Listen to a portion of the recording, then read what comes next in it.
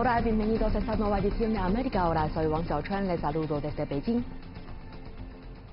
El programa de hoy lo abriremos indagando sobre una posible solución para el cambio climático y más adelante nos trasladaremos hasta una de las regiones más áridas del planeta, el desierto de Atacama en Chile, donde se conservan los restos momificados más antiguos del mundo. Por último, viajaremos hasta Ecuador, donde les presentaremos la ardua tarea que están realizando diferentes organizaciones ecologistas para proteger a una exótica especie que se vende a precio de oro en el mercado negro. No se pierdan estos 3 reportajes. Comienza América Ahora. Científicos descubren una forma limpia y económicamente viable de producir hidrógeno. Arqueólogos investigan los secretos de una antigua cultura en Chile.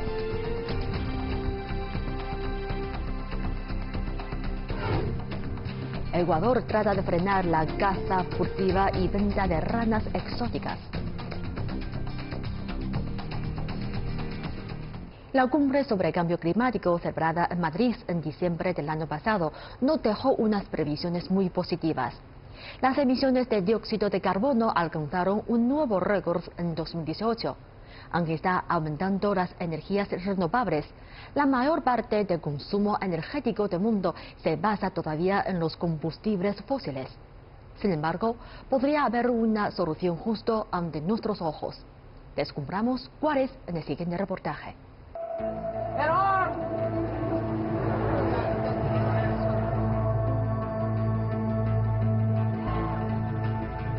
La crisis climática se ha descrito como una carrera contra el tiempo.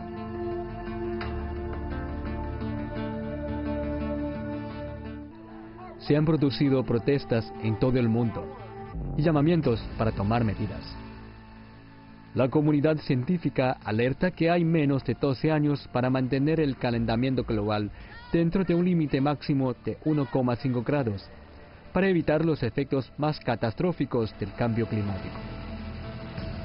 Pero los esfuerzos para reducir el uso de combustibles fósiles siguen siendo insuficientes. Aunque hay inversión en energías renovables, como la solar y la eólica, la inmensa mayoría de la energía global, alrededor del 80%, siguen proveniendo de los combustibles fósiles. Sin embargo, podría haber una solución a este ausente problema oculta a plena vista. Científicos de Calgary, en Canadá, aseguran que han encontrado una forma limpia y económicamente viable de producir hidrógeno. Todo comenzó con una conversación casual en un desayuno en un restaurante. Hice un máster en ingeniería hace unos 12 años. Uno de mis profesores, Ian Gates, ha sido amigo mío desde entonces. Desayunábamos juntos con frecuencia antes de ir a trabajar. Hablábamos a menudo de nuestras ideas de cómo ir más allá de lo que existe hoy. Hablábamos de todo tipo de teorías interesantes para resolver problemas.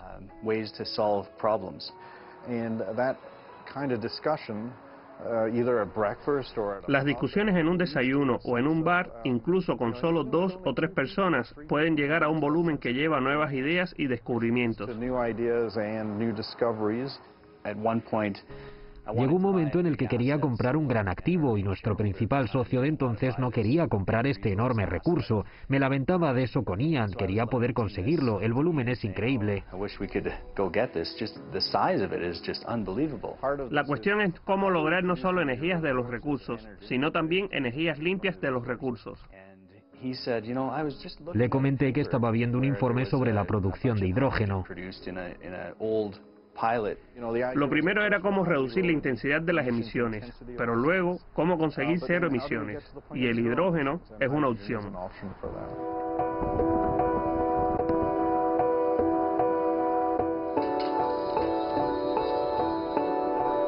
Kerrpert, en Saskatchewan, está rodeado de áreas petrolíferas.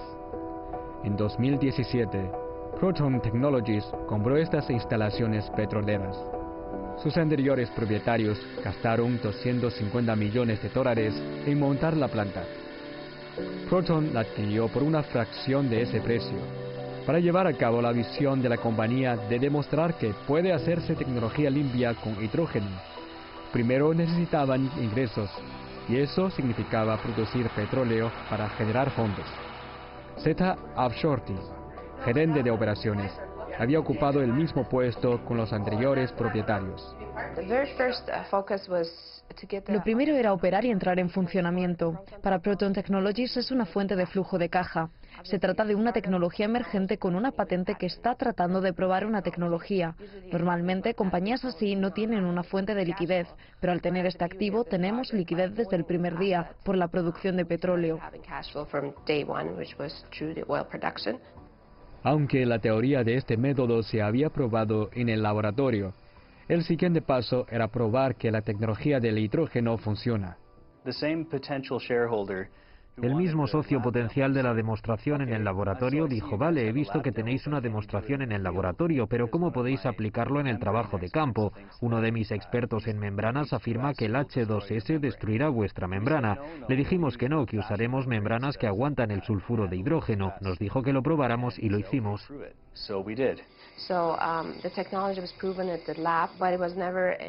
La tecnología se probó en el laboratorio, pero nunca se había puesto en práctica en trabajo de campo. En el mundo real, estás trabajando con H2S y temperaturas muy frías. Nunca se había probado y preguntaron si podíamos crear un proceso, construirlo y demostrarlo. Fue un gran éxito. Probamos que podemos producir hidrógeno puro al 99,9% de esas membranas, a tasas de flujo que tienen sentido económicamente.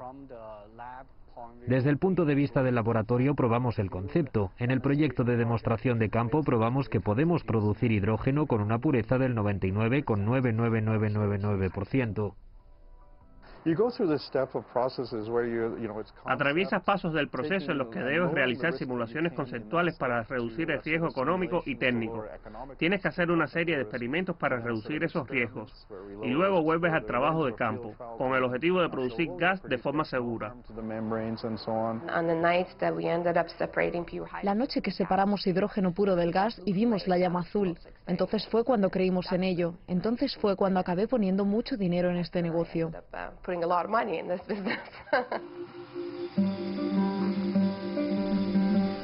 A pesar de su éxito en el trabajo de campo, no lograron que se materializara una inversión mayor. Se necesitaban más fondos para mantener la compañía a flote. Los costes de operación de la planta seguían aumentando. We barely scraped enough together to obtain this asset at an auction for a great price. A duras penas lográbamos lo suficiente para este activo en una licitación a un gran precio. Entonces rápidamente nos dimos cuenta de que esto iba a costar incluso más. Tuvimos que hacer una serie de cosas para operar con seguridad y adecuadamente. Y todo esto cuesta mucho en un campo de petróleo. De repente, en un tiempo difícil por la volatilidad del precio del petróleo en el oeste de Canadá, tuvimos que aguantar con los ingresos del petróleo para resistir lo suficiente como para conseguir nuestra demostración de hidrógeno a gran escala. Revenues just so we could hold it long enough to be able to get our hydrogen demo done at large scale. Así que intentamos hablar con todos los inversores locales de Calgary y aún así no lográbamos la atención que necesitábamos. Pero yo vi la llama azul con mis propios ojos. Soy ingeniera, así que sabía de qué estábamos hablando. Así que acabé rehipotecando mi casa y usé 2 líneas de crédito.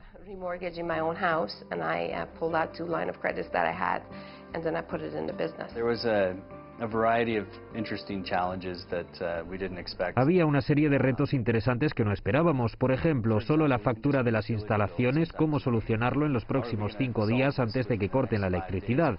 Si cortan la electricidad, las cosas se congelan y hay graves consecuencias. Y si la producción se detiene, lo que sucedió en algún momento durante 7 semanas, tienes un coste que cubrir y operarios a los que pagar, sin importar lo que pase. You have an op cost to cover and field guys to pay, no matter what. Estábamos cerca de perderlo todo. Estábamos cerca de perder la energía y la electricidad. Diría que rezamos mucho y logramos encontrar a más gente y más dinero para el negocio, para sobrevivir.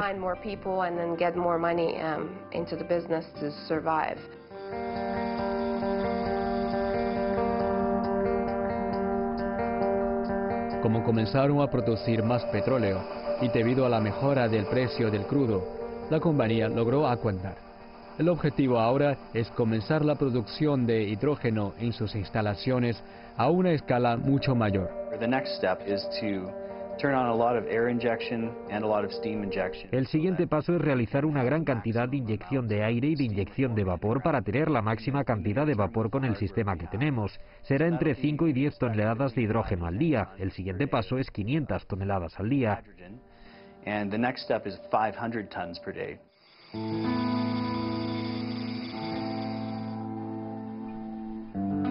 Producir hidrógeno es una cosa, pero los costes siguen siendo un desafío clave. Proton Technologies calcula que el nuevo método tiene el potencial de llegar a ser una 10ª parte de los costes actuales de producción de hidrógeno.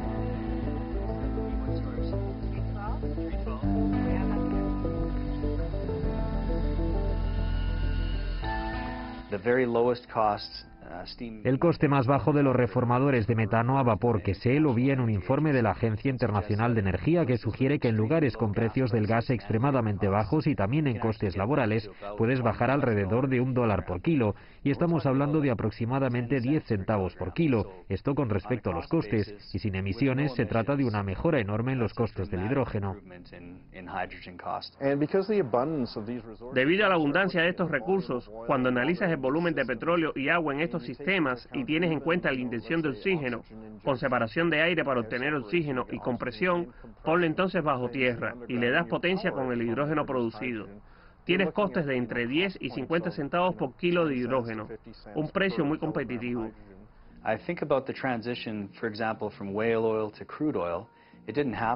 Pienso en la transición del aire de ballena al petróleo crudo. No ocurrió porque todo el mundo amara a las ballenas, fue porque el crudo era barato y fácil de usar. Creo que si el hidrógeno es menos caro que el petróleo crudo y es fácil de usar, entonces ¿por qué no cambiaría la gente? Si cuesta $6 llenar el depósito de tu coche con hidrógeno frente a los $60 del diésel, y uno es saludable y crea agua y el otro mata a tu vecindario cuando vas con el camión. Me parece una solución obvia. It seems to be a solution to me. Además de las ventajas de este sistema, también resulta beneficioso para los productores de energías actuales, como las compañías de petróleo, gas y carbón. One of the promising things about it is it provides an opportunity for the traditional Una de las ventajas es que ofrece una oportunidad al sector tradicional de los combustibles fósiles de desempeñar un papel importante en la transición hacia una economía baja en carbono. Esto ayudaría a estimular, a crear empleos, a crear oportunidades económicas y hacer del sector de los combustibles fósiles una parte crucial de un futuro bajo en carbono, en lugar de ser visto como una parte del problema.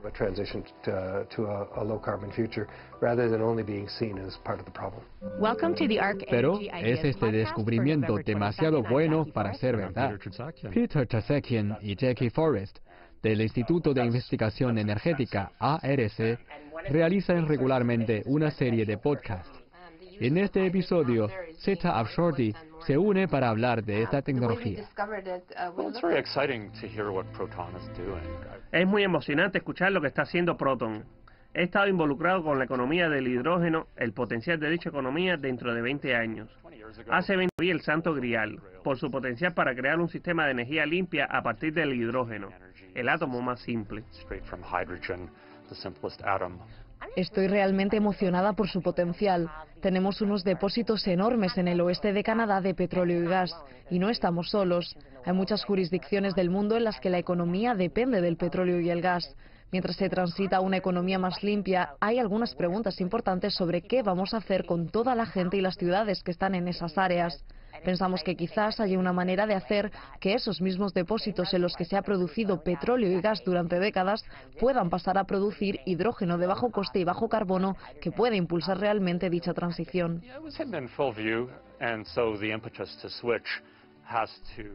Estaba oculto a plena vista. El impulso para cambiar debe venir de una combinación de diferentes fuerzas de cambio.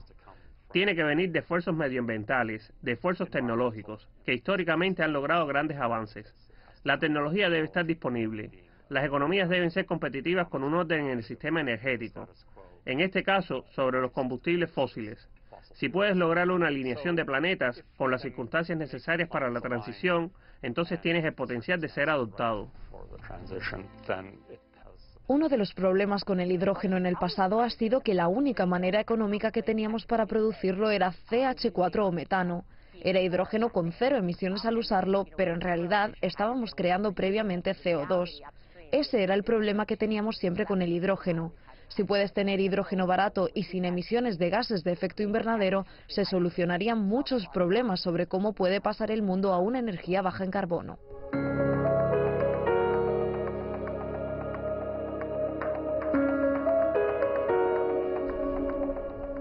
Pero todavía quedan algunas preguntas por responder, incluida la cuestión de si hay algún aspecto a tener en cuenta a largo plazo.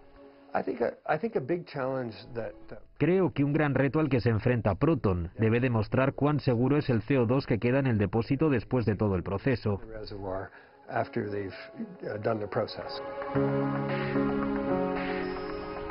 Es una cuestión que se probará pronto. Esta tecnología sigue teniendo potencial. Las implicaciones de producir hidrógeno libre de emisiones son enormes.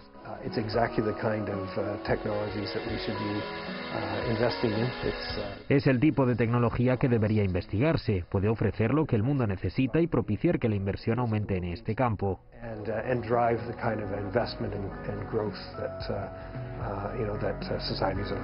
So I think the folks that will win the energy race will be the ones that find clean solutions.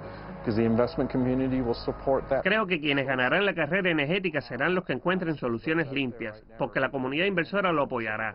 La opinión pública, que pide el triple de requisitos, lo demandará. Y hay un gran número de jóvenes de menos de 30 años que son conscientes y piensan en un mañana más limpio. Y a pesar de lo que las compañías de petróleo y energéticas piensan, esos modelos tradicionales no funcionan siguiendo adelante. Las compañías que ganarán la carrera serán las que adopten las energías limpias.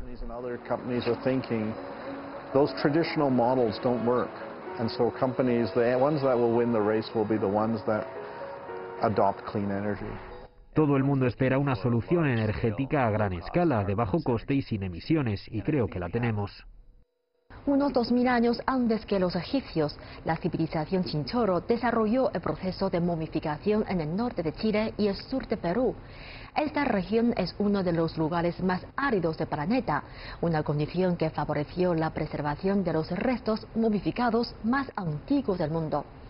Investigadores universitarios, junto con las autoridades y las comunidades locales del norte de Chile, trabajan para que la UNESCO declare un histórico yacimiento arqueológico en el desierto de Atacama como Patrimonio Mundial en 2020. En esta edición de América Ahora, hemos visitado el norte de Chile para observar de primera mano estas momias milenarias. Estos son los cuerpos momificados más antiguos que se conocen. Son las llamadas momias Chinchorro y tienen varios miles de años, al menos unos 2000 más que las momias egipcias.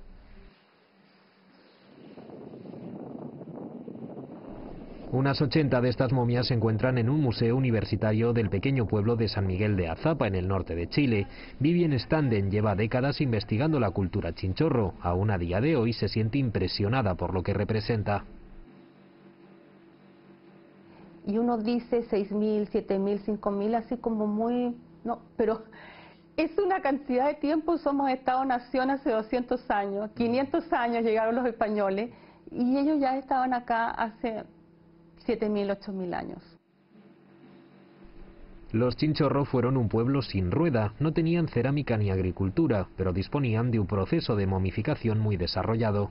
Hay que imaginarse la pintura original, digamos, roja, muy viva, muy, ¿no? Han pasado 5.000 años y todavía mantiene una pátina de ocre, pero no tiene claramente la nitidez o la brillantez que podría haber tenido cuando realizaron el tratamiento del cuerpo.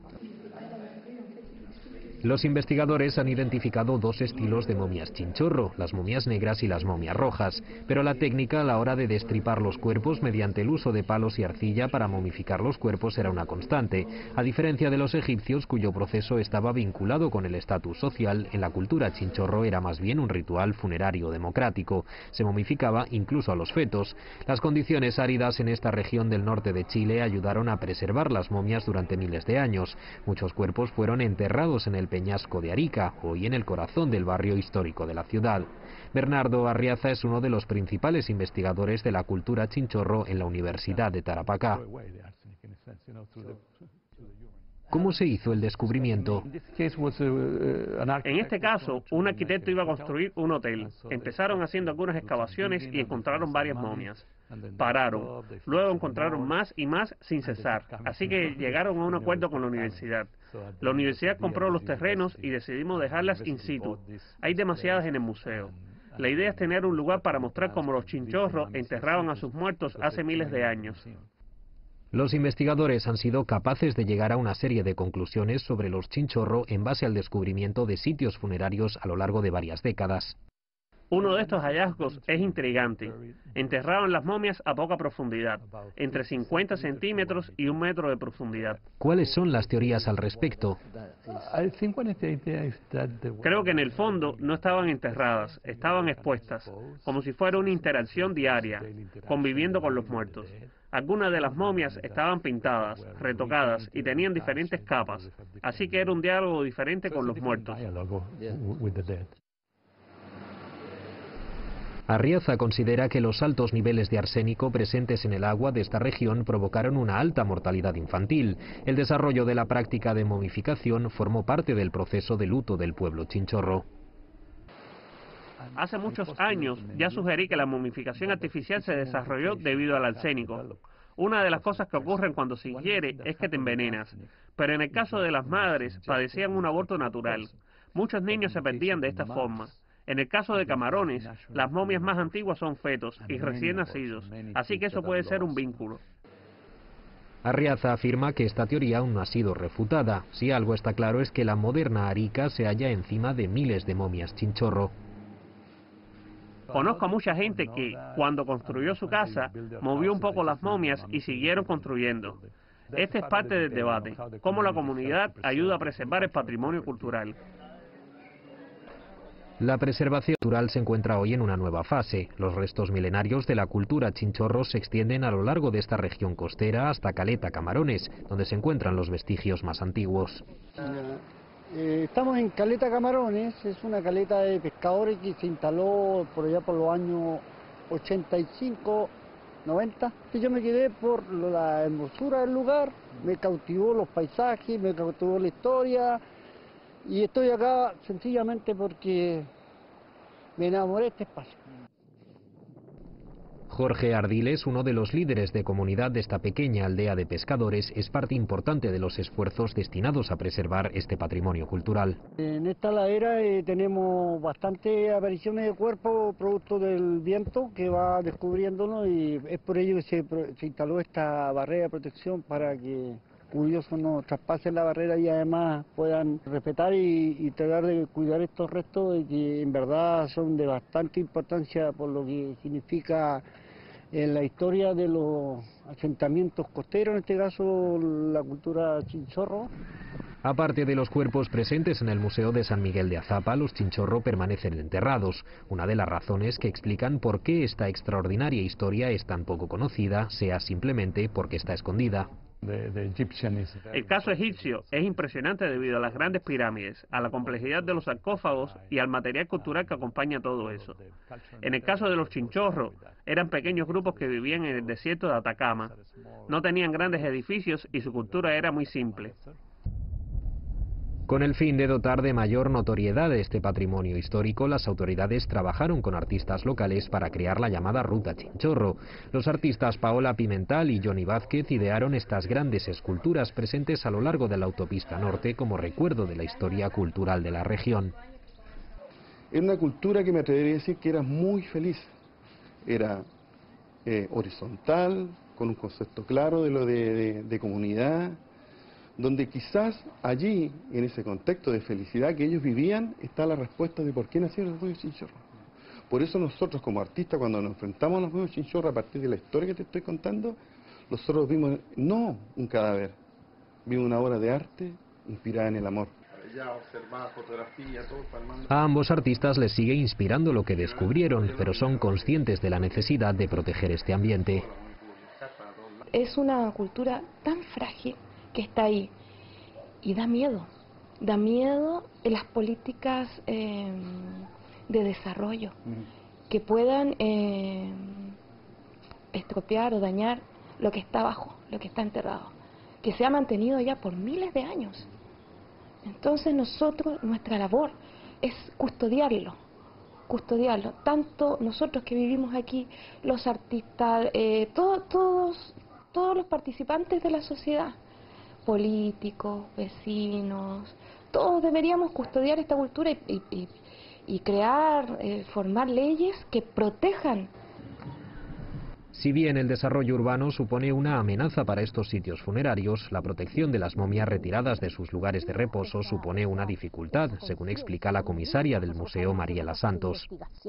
Nosotros sabemos que los cuerpos chinchorros son demasiado frágiles y lo comentaba anteriormente, son cuerpos que se empezaron a deteriorar en el minuto que los chinchorros los estaban tratando. Ellos estaban momificando los cuerpos, pero los diferentes materiales que ellos incorporaban en hacer estas esculturas de chinchorro, en modificar esos cuerpos, ya los materiales en sí tenían diferentes contracciones, tenían diferentes dilataciones y hacía que la estructura externa, que era el barro, se empezara a quebrar. Entonces eso les pasó en el minuto que ellos estaban tratando los cuerpos. En los años 80, 90, teníamos problemas con conservar los chinchorros, invitamos gente, vino gente de Europa, de Inglaterra, vino gente de Estados Unidos a ayudarnos y no nos pudieron ayudar, porque obviamente nosotros en ese minuto no entendíamos que nadie nos podía ayudar sino nosotros mismos. Las cambiantes condiciones climáticas con una humedad en aumento son solo uno de los múltiples problemas que enfrenta la preservación de estas momias, y trasladarlas a museos de otras partes está fuera de todo debate. 5.000 años después, 6.000 años después que nosotros los tenemos, obviamente que su estructura interna está muy delicada, por lo tanto es casi imposible que nosotros podamos trasladar cuerpos para exponerlos en alguna parte fuera de la región. Por todo ello, la región espera aumentar su perfil internacional y con ello recaudar fondos para ayudar a su preservación. Lo que intentamos hacer ahora es promover la cultura chinchorro como patrimonio cultural de la humanidad. Hemos elaborado un documento, un dossier que enviaremos a la UNESCO. Las autoridades, la universidad y las comunidades locales trabajan conjuntamente con el objetivo de implementar un plan para preservar estos sitios arqueológicos y garantizar que las futuras generaciones puedan seguir asombrándose al descubrir esta práctica cultural milenaria. Dentro de la fauna de Ecuador hay un tipo de ranas exóticas que se vende por grandes cantidades de dinero en el mercado negro. Esta situación supone una seria amenaza de peligro de extinción para un gran número de especies de sapos. Pero organizaciones ecologistas han dado un paso adelante a la hora de protegerlos de los cazadores furtivos.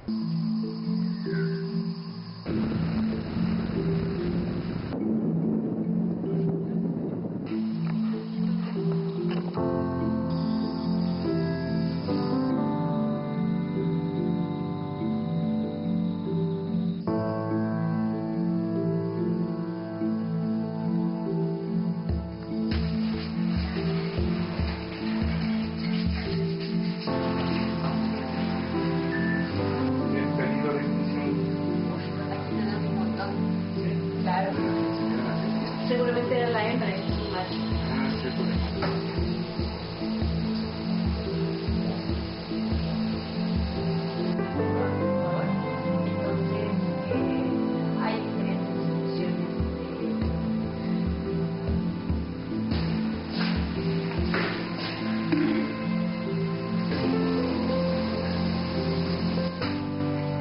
Cuando abramos nuestra exhibición y nuestro restaurante, con nuestra cafetería.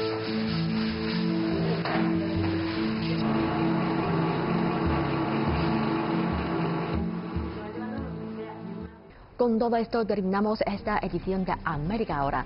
Gracias por sintonizarnos durante esta media hora. Soy Wang Xiaoshan, Beijing. Nos vemos en la próxima edición.